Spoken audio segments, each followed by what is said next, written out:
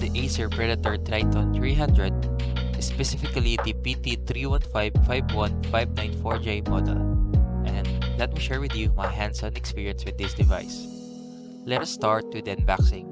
You'll be greeted with a nice looking box. Inside it is the laptop with the setup guide, manual, and the charging brick that is not bulky.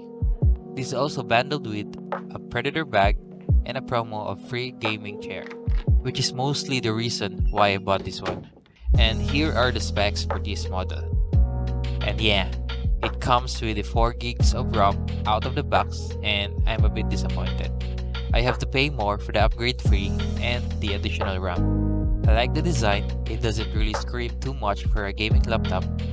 I love the blue and the black accent with the Predator logo at the back.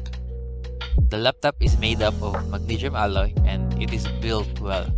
You won't feel any keyboard flexes, and the screen flex test passed.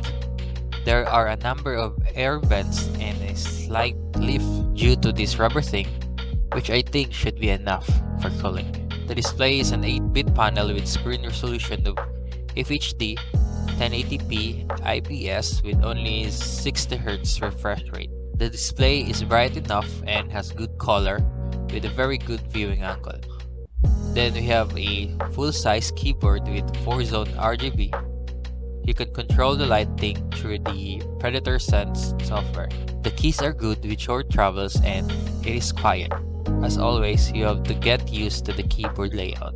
For the ports, we got plenty enough. On the left side, we have the lock key, Ethernet port, a mini display port, full-size HDMI, a Type-C, not Thunderbolt, and 2 USB 3. On the right side, we have the power input, a USB 2, and a combo audio jack. Speakers are found below. It sounds okay and kinda loud because of its unique placement. This laptop uses the 4th gen Aeroblade technology, which as per Acer, a superior thermal performance even under intense workload. This just means the fans would spin faster as the device is performing heavily. Fan noise can be barely heard during normal use, but once you bump up that usage or turn on the turbo mode, you'll definitely hear it, or unless you are using headphones while gaming.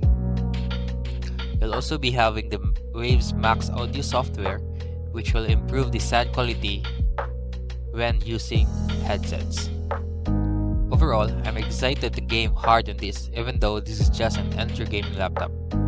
But based on the benchmarks of the same specs, this should be enough for most games. But I have to upgrade my RAM first in order to play games. That's it for now. Please like this video if you like it and subscribe for more. And also, comment below if you want a full review on this. Thanks!